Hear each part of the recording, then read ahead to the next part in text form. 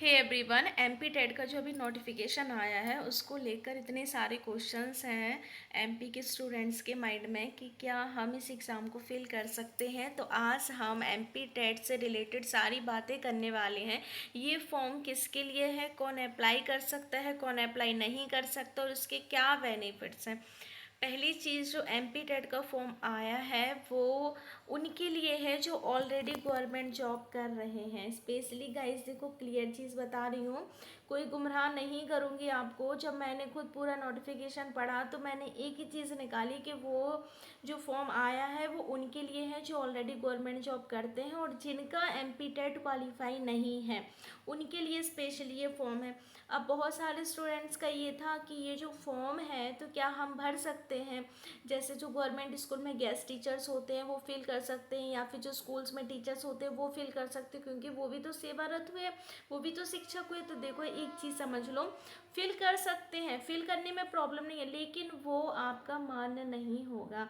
आप मध्य प्रदेश के निवासी हैं, आप मध्य प्रदेश में टीचर बनना चाहते हैं, तो आपको जो मध्य प्रदेश का जो एग्ज़ाम होता है, जैसे प्री होता है, मेंस होता है, अभी जिसकी वैकेंसी आएगी नवंबर दिसंबर में देखने को मिल सकती है आपको, वो फॉर्म आप फिल करोगे तो वो मान्य होगा। उसके बेस पे यदि वो आप क्वालिफाई कर लेते हो तो उसके बेस पे फिर आपका सिलेक्शन होगा।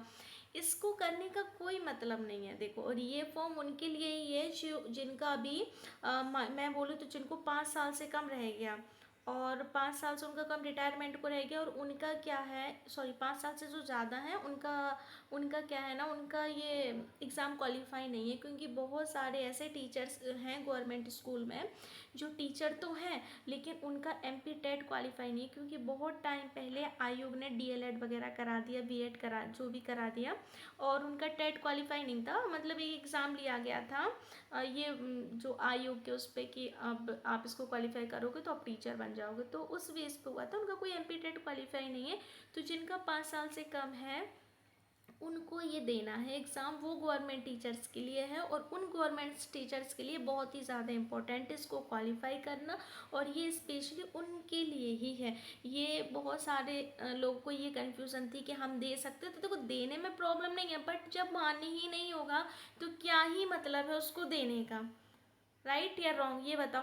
और जो अपन जैसे फ्रेशर है, तो उन जो एमपी में जो लोग फ्रेशर हैं जिनका नेट क्वालिफाई, सॉरी जिनका टेट क्वालिफाई नहीं है, वो टेट का एग्ज़ाम देंगे, प्री देंगे, फिर मीन्स देंगे, फिर उनका सिलेक्शन होगा, वो फिर एक टीचर बनेंगे, मिडिल प्राइमरी जूनियर जो भी हो।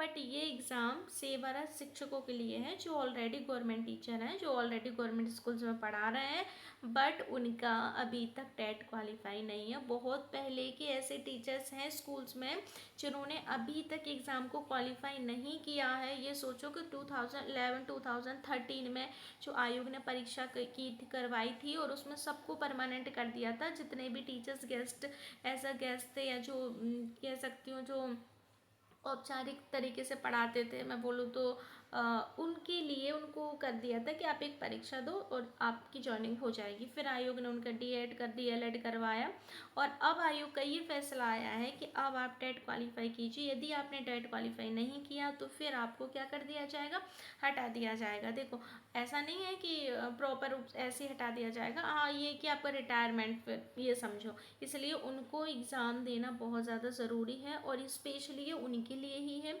उनको ही क्वालिफाई करना ज़रूरी है। अब आप सोचो कि गेस्ट टीचर इसको दे सकते हैं क्या।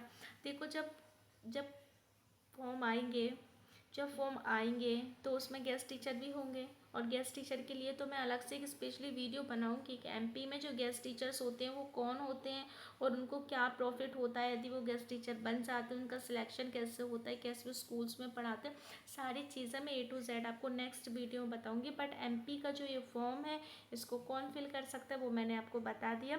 सिलेबस की बात करूँ तो वही आपका सिलेबस रहेगा। सिलेबस भी पहले आयोग ने दे ही दिया है आपको, तो आपको वही सिलेबस पढ़ना है, वही आपका पासिंग मार्क्स। हो सकता है कि इन लोगों का पेपर थोड़ा सा ईजी है, क्योंकि अब उन टीचर्स को एग्ज़ाम देना है जो काफ़ी टाइम पहले क्वालिफाइड थे, मतलब काफ़ी टाइम पहले आयोग ने इनको वैला टीचर के रूप में स्वीकार कर लिया था, उनको एग्ज़ाम देना। तो हो सकता है कि अपने अकॉर्डिंग इनके पेपर का लेवल थोड़ा सा ठीक ठाक हो, क्योंकि इतना तो हम भी समझते हैं कि 15 से 20 साल की पढ़ाई में बहुत डिफरेंस आ जाता है, और 15 क्या 10-15 ही साल समझ लो तो ही डिफरेंस आ जाता है।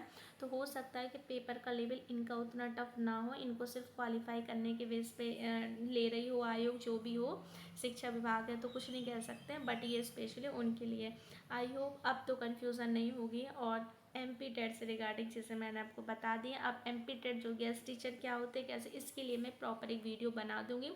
मेरी एक सब्सक्राइबर है, उनका कमेंट्स आया था कि दी MP में जो गेस्ट टीचर होते हैं इतना मतलब क्रेज़ है कि, तो मुझे उसके बारे में इन्फॉर्मेशन दीजिए। मैं उनको फुल इन्फॉर्मेशन दूँगी एज अ गेस्ट टीचर के बारे में, कि उनको क्या क्या प्रॉफिट मिलते हैं यदि वो as a guest teacher government school में पढ़ाना चाहें, तो क्या क्वालिफिकेशन होना चाहिए।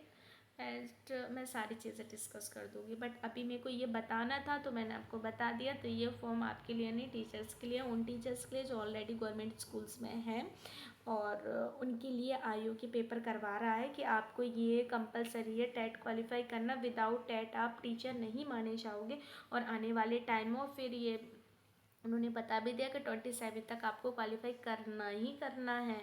ओके, आई होप गाइस समझ गए होगे आप। तो अब आप अपनी एग्ज़ाम की तैयारी करो। MP से रिलेटेड एग्ज़ाम आएगा नवंबर से दिसंबर में, नोटिफिकेशन आ सकता है, उसके लिए मैं आपको अपडेट कर दूँगी। टेंशन फ्री रहो, बस अपने सब्जेक्ट पर फोकस रखो और तैयारी करो। Bye bye.